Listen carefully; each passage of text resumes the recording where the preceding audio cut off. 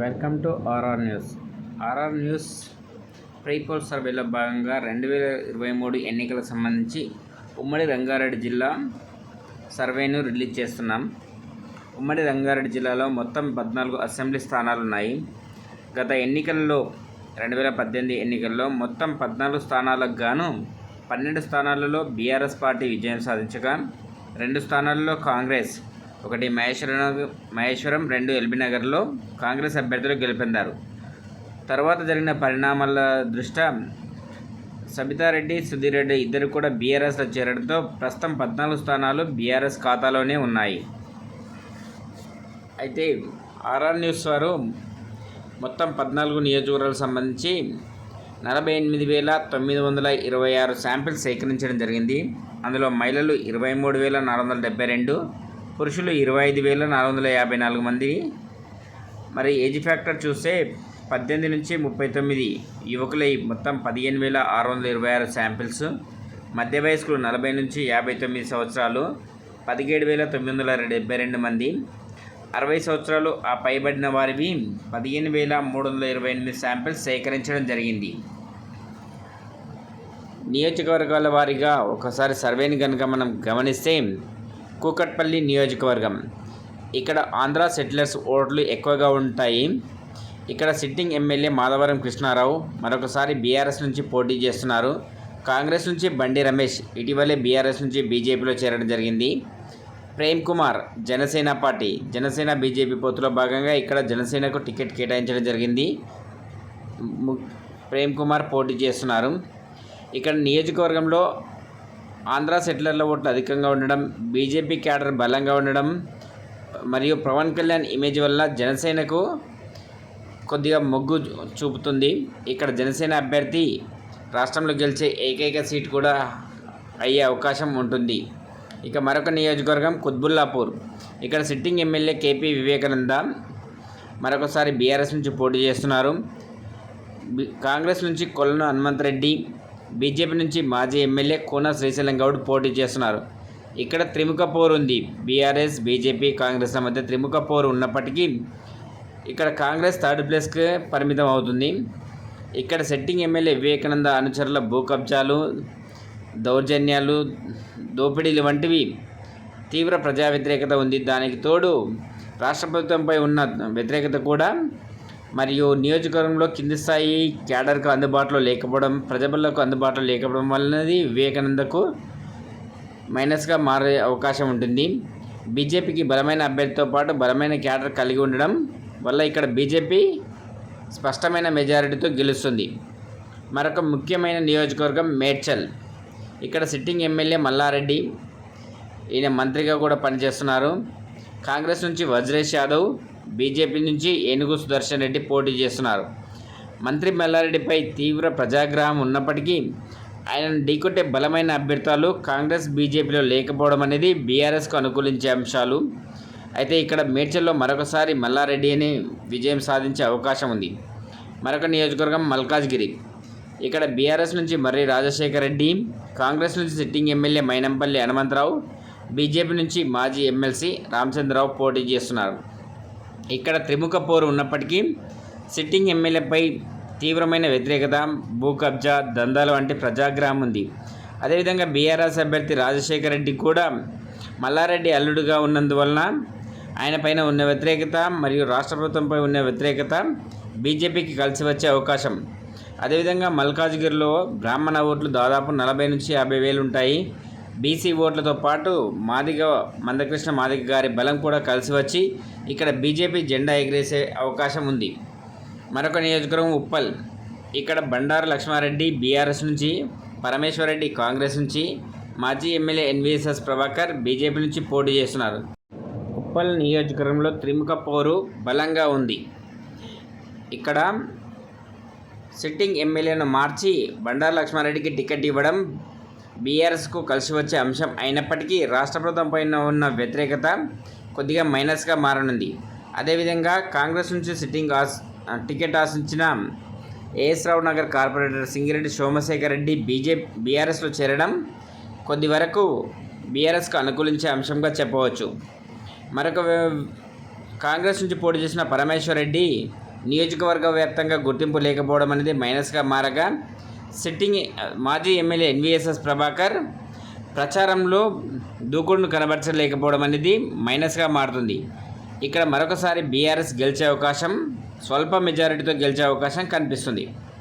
మరొక కీలక నియోజకవర్గం ఎల్బీ నగర్.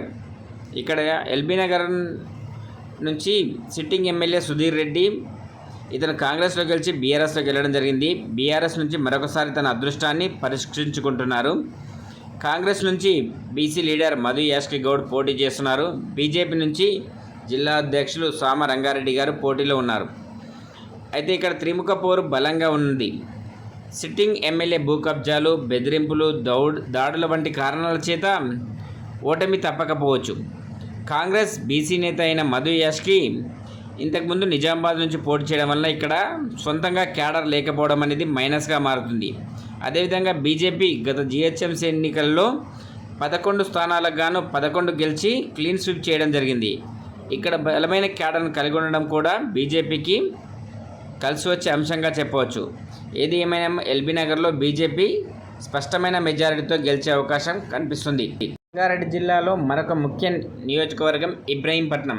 ఇక్కడ sitting MLA Manchireddy Kishan Reddy BRS నుంచి పోటీ చేస్తుండగా, మల్రెడ్డి రంగారెడ్డి కాంగ్రెస్ నుంచి, నోముల దయానంద్ గౌడ్ బీజేపీ నుంచి పోటీ చేస్తున్నారు. ఇక్కడ త్రిముఖ పోరు ఉన్నప్పటికీ బీఆర్ఎస్కు గెలిచే అవకాశాలు ఎక్కువగా ఉన్నాయి. ఇక్కడ సిపిఎం పోటీ చేయడం అనేది కాంగ్రెస్కు మైనస్గా మారగా, కాంగ్రెస్లో పట్టున్న నేత దండెం రామరెడ్డి ఇటీవలే బీఆర్ఎస్లో చేరడం బీఆర్ఎస్కు లాభించే అవకాశాలు. నోముల దయానంద్ గౌడ్ బీజేపీ కేవలం బీసీ ఓట్లనే నమ్ముకోవడం అనేది ప్రధానంగా కనిపిస్తుంది. ఇక్కడ మరొకసారి మంచిరెడ్డి కిషన్ రెడ్డి విజయం స్పష్టంగా కనిపిస్తుంది. రంగారెడ్డి జిల్లాలోని మరొక ముఖ్య నియోజకవర్గం మహేశ్వరం. ఇక్కడ మంత్రి సబితా ఇంద్రారెడ్డి ప్రాతినిధ్యం వహిస్తున్నారు. ఈవిడ గతంలో కాంగ్రెస్లో గెలిచి బీఆర్ఎస్లోకి వెళ్ళడం జరిగింది. ఇప్పుడు బీఆర్ఎస్ నుంచి పోటీ చేస్తున్నారు. కాంగ్రెస్ నుంచి కిచెన్నగారు లక్ష్మారెడ్డి, బీజేపీ నుంచి అందల శ్రీరాములు యాదవ్ బీసీ నేత పోటీ చేస్తున్నారు. ఇక్కడ సిట్టింగ్ ఎమ్మెల్యే మంత్రిపై ప్రజా వ్యతిరేకత తీవ్రంగా ఉంది. అదేవిధంగా ఆమె కొడుకు చేసే భూదందాలు, కబ్జాలు అనేవి ఆమెకు వ్యతిరేకతను తెచ్చిపెట్టాయి. అదేవిధంగా నియోజకవర్గంలో అభివృద్ధి లేకపోవడం కూడా మరొక మైనస్గా మారింది. ఇక్కడ కాంగ్రెస్ అభ్యర్థి కేఎల్ఆర్ స్థానికేతరుడు కావడం, సబితా ఇంద్రారెడ్డి కూడా స్థానికేతరులు కావడం అనేది బీజేపీకి లాభించే అవకాశాలుగా చెప్పవచ్చు. అదేవిధంగా ఇక్కడ బీజేపీకి బలమైన కేడర్, స్థానిక ప్రజాప్రతినిధులు అండగా ఉండడం కలిసి వచ్చే అంశంగా మారింది. ఇక్కడ బీజేపీ స్పష్టమైన మెజారిటీతో గెలుస్తుంది. మరొక కీలక నియోజకవర్గం రాజేంద్రనగర్.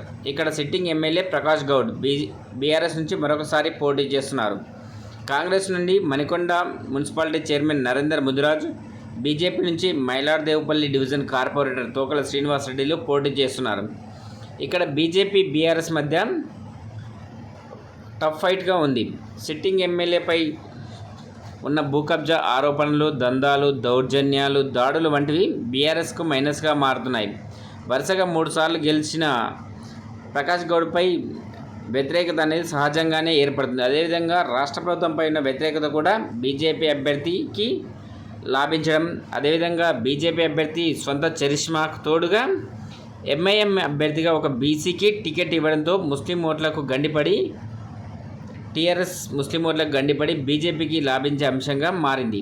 ఇక్కడ రాజేంద్రనగర్లో దాదాపు 20,000 మెజారిటీతో బీజేపీ అభ్యర్థి గెలిచే అవకాశం స్పష్టంగా కనిపిస్తుంది. మరొక ముఖ్య నియోజకవర్గం శేరిలింగంపల్లి. ఇక్కడ బీఆర్ఎస్ సిట్టింగ్ ఎమ్మెల్యేగా అరికెపూడి గాంధీ మరొకసారి పోటీ చేస్తున్నారు. కాంగ్రెస్ నుంచి జగదీశ్వర్ గౌడ్ ఈయన జిహెచ్ఎంసీ కార్పొరేటర్. అదేవిధంగా బీజేపీ నుంచి మాజీ ఎమ్మెల్యే భిక్షపతి యాదవ్ కుమారుడు రవి యాదవ్ పోటీ చేస్తున్నారు. ఇక్కడ మాజీ ఎమ్మెల్యే భిక్షపతి యాదవ్ చరిష్మా, బలమైన బీజేపీ క్యాడర్ కలిగి ఉండడం రవి యాదవ్కు లాభించే అవకాశంగా ఉంది. ఇక్కడ త్రిముఖ పోరు ఉన్నప్పటికీ అరకెపూడి గాంధీపై తీవ్రమైన ప్రజాగ్రహం, కబ్జాలు, అనుచరుల దౌర్జన్యాలు వంటి ఉండడం కాంగ్రెస్ అభ్యర్థిగా పోటీ చేసిన జగదీశ్వర్ గౌడ్కు నియోజకవర్గ వ్యాప్తంగా గుర్తింపు లేకపోవడం అనేది రవి యాదవ్కు కలిసి వచ్చే అంశంగా మారుతుంది. అదేవిధంగా కొండా విశ్వేశ్వరరెడ్డి చాణక్యం కూడా, అతని యొక్క చరిష్మా కూడా తన రవి యాదవ్కు కలిసి వచ్చి బీజేపీ అభ్యర్థి విజయకేతనం ఎగరేసే అవకాశం ఉంది.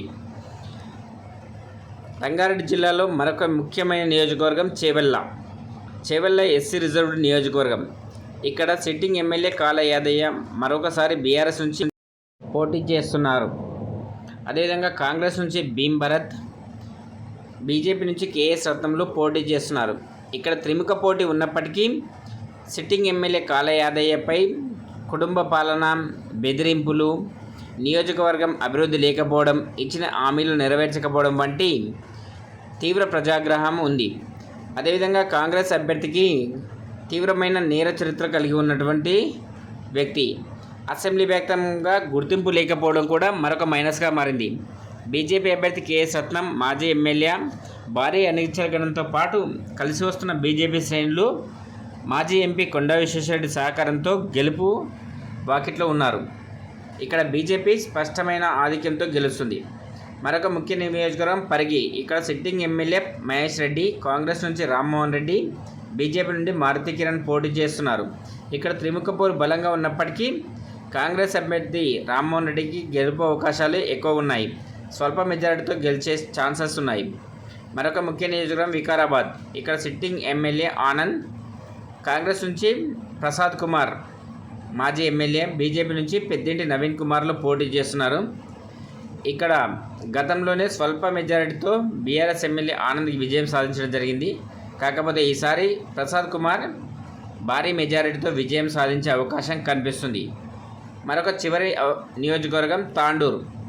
ఇక్కడ సిట్టింగ్ ఎమ్మెల్యే రోహిత్ రెడ్డి, కాంగ్రెస్ నుంచి మనోహర్ రెడ్డి, జనసేన నుంచి శంకర్ గౌడ్ పోటీ చేస్తున్నారు. ఇక్కడ బీఆర్ఎస్ కాంగ్రెస్ మధ్యనే టఫ్ ఫైట్ నెలకొని ఉంది.